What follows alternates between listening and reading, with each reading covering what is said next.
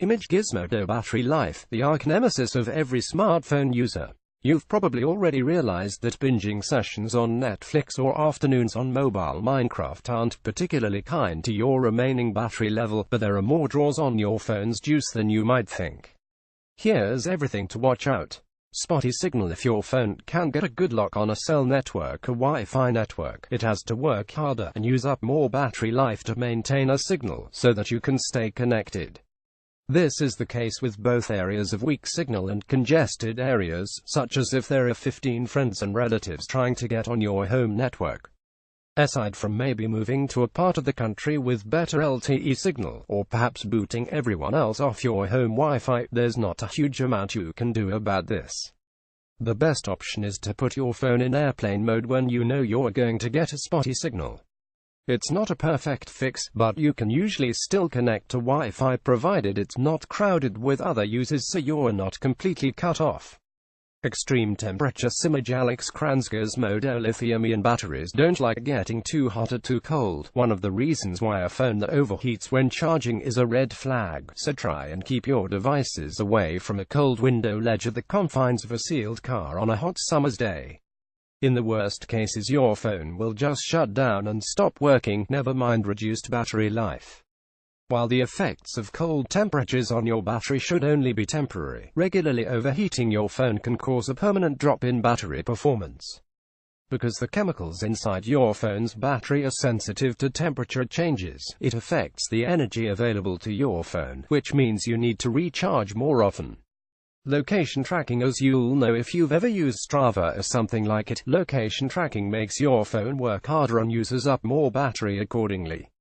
The good news is that handsets are getting better at tracking GPS more efficiently, and Android and iOS have both been improving the way that apps are allowed to ping for a location update in the background.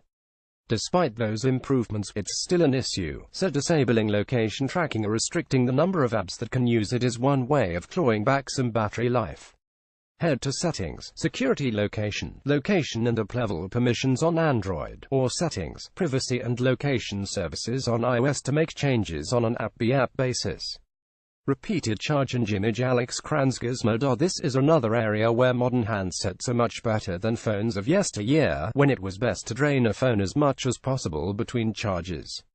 Now shallow discharges are better for the long-term health of your battery than charging it all the way to the maximum then letting it fully discharge each time. Ideally, you want to be running at levels of 4080% battery as much as possible. Of course, that's not really practical unless you're always in reach of a power socket and have the time to constantly monitor the battery level on your handset, but it's something to consider if you want to extend the time you get with your phone before the battery life drops off a cliff. And if you're not using your phone for a while, turn it off at 50%. Big displays. After the power drawn by the miniaturized communications equipment in your phone, the display is the second biggest threat to a healthy battery life level, and as those displays get bigger, with smaller bezels and more pixels, they need more power to run. If you can switch your display off more often, or check your phone less often, it makes a difference. No doubt you've heard that dimming your phone's brightness saves on battery life, but the savings are bigger than you might realize, so give it a try on your own handset. You should also reduce the time it takes for your display to switch off. All of these settings can be managed under the Display or Display Brightness menus in your phone's Settings app.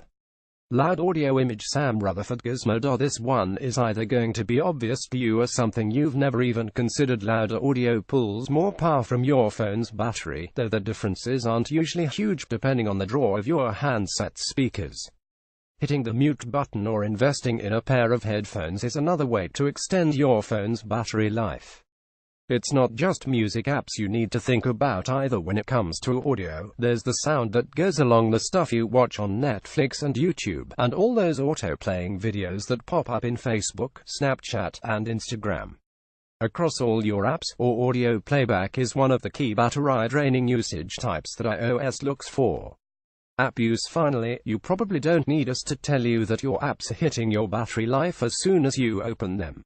You can find out who the worst offenders are. Open up the battery menu in Settings on either Android or iOS to see a list. If one particular app really sticks out, maybe try and work out why, or see if an updated version is available. As we mentioned above, both Android and iOS now have very competent battery management tools, restricting what idle apps can do in the background and getting even stricter when battery levels are low. You can always access these and enable them manually if you need to through the battery screens off the main settings apps.